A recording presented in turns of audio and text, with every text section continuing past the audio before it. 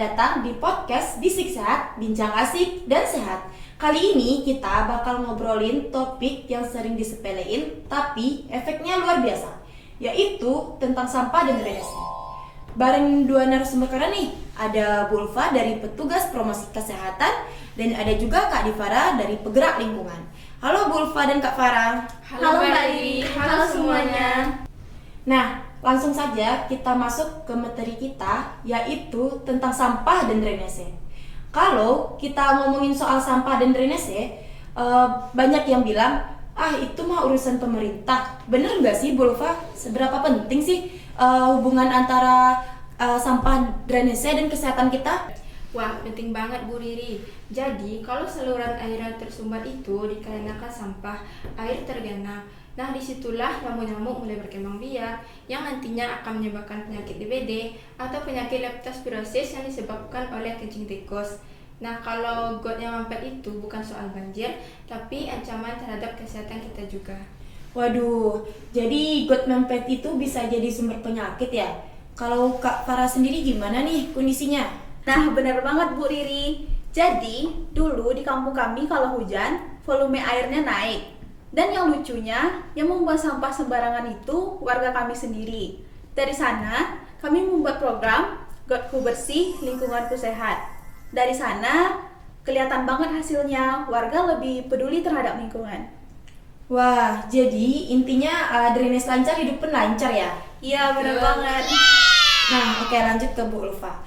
Nah, kalau dari sisi Promkes nih, gimana caranya supaya masyarakat itu tahu bahwa ngurusin sampah dan drainase itu penting? Nah, Promkes itu mengajak orang untuk berubah, bukan soal ngasih tahu. Misalnya nih, kita bisa melakukan kegiatan edukasi tentang satu rumah, satu tempat sampah. Kita juga bisa mengajak anak-anak muda di sana untuk melakukan pendaur ulangan sampah. Dan bisa juga penyuluhan di posyandu. Jadi masyarakat itu kita libatkan dengan menggunakan metode pemberdayaan masyarakat. Nah, itu dia. Kadang kan kalau ngomong doang masuk kuping kanan, keluarnya kuping kiri. Nah, bener banget. Di kampung saya juga sering mengadakan kompetisi. Siapa yang gotnya paling bersih akan diberikan hadiah bibit tanaman. Ternyata seru juga ya Bu Riri, karena anak-anak muda juga jadi pada ikutan. Wah, jadi Promkes itu tidak hanya bisa dikemas kreatif ya, tidak hanya di penyuluhan formal. Betul sekali, Promkes itu harus dekat dengan gaya hidup masyarakat. Bisa lewat konten, podcast kayak gini nih, atau kegiatan aksi nyata di lingkungan masyarakat. Nah, oke. Sekarang tips ala Promkes nih, gimana supaya rumah dan lingkungan kita itu tetap bersih dan sehat. Bu Ulfa dulu deh. Yang pertama, jangan membuang sampah ke got atau saluran air. Yang kedua, membersihkan drainase seminggu sekali. Dan yang ketiga, pastikan tempat penampungan air itu ditutup agar nyamuk-nyamuk tidak berkembang biak.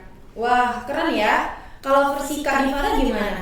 Nah, benar banget kata Bu Ulfa. Saya tambahin nih, yang pertama kita harus memilah sampah organik dan anorganik. Yang kedua, kita harus mengajak masyarakat untuk kerja bakti. Di sana kita bisa menjalin silaturahmi antara warga. Asik, berarti bersih dapat, sehat dapat, teman baru juga dapat ya? Jadi, Sobat Sehat, masalah sampah dan drainase itu bisa kita atasi kalau kita mau mulai dari diri sendiri. Ingat, got yang bersih bukan cuma soal air yang lancar, tapi tanda bahwa kita peduli sama kesehatan.